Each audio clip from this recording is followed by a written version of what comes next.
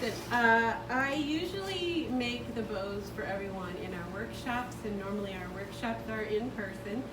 However, it's 2020 and we have some COVID-19 going around, so I decided to do a real quick bow making video for y'all.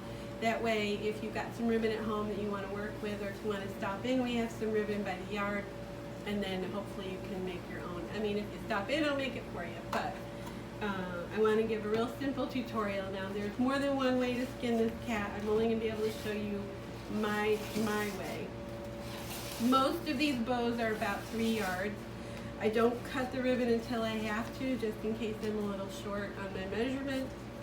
So I'll pull a bunch of ribbon off the bolt just to have. So Tim might want to zoom in on the video a little bit to get closer to my hand so we know exactly what's happening here. I will start the outside of the ribbon facing me. In this case, the outside is the velvet side, inside is the smooth side. So facing me, I make a loop around my thumb.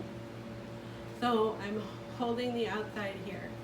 Then I'm going to pinch all this together real close to my fingers and thumb, and I'm going to give it a tight twist. So what's real important here is tight twists and holding everything all at once. If you do a lot of these, it really builds your hand muscles. Then you want to pull some ribbon back, make a loop, and when you're doing this, you want to envision that you're going to have the same thing on the other side.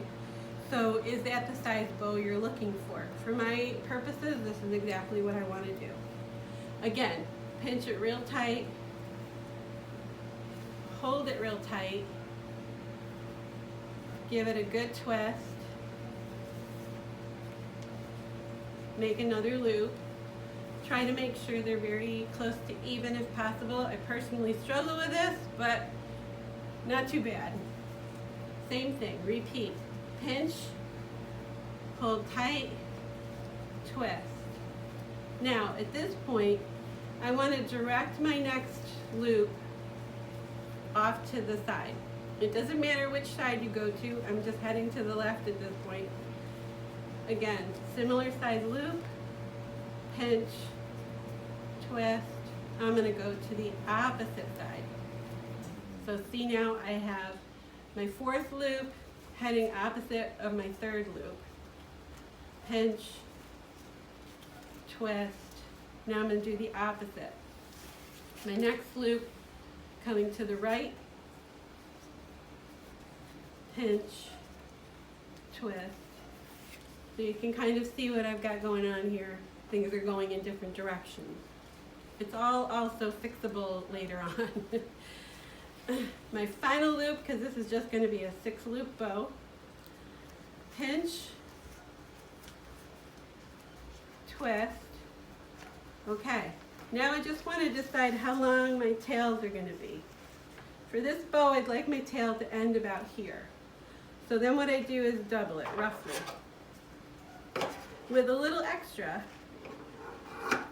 because at the end I have to meet back up with the center, just like this, and I'm also going to pinch it so that now I'm just holding everything in one big pinch.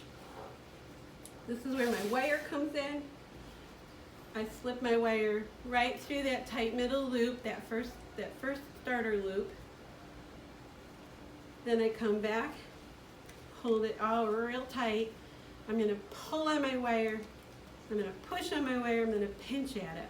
Then a tight twist, a couple of tight twists, so that when it's all said and done, it's very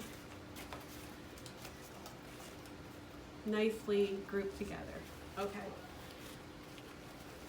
Now it still looks a little bit undone. Now you could just clip this at an angle. I don't like to do that myself for most things, especially for holiday ribbons. I think they look fancier with kind of that dovetail. So I will fold it together like this. Then I come in with my shears and I cut one cut towards the middle at an angle, the second cut from the middle to the outside edge of, oh, and I messed it up, sorry. Okay, so that this is what we end up with in duplicate. And that's my tail. So now I also feel like it needs a little bit of help floofing.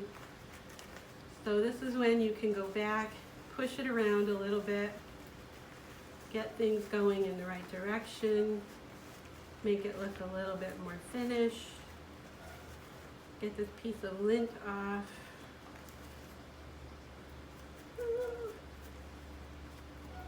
And voila. Finished big bow for your wreath.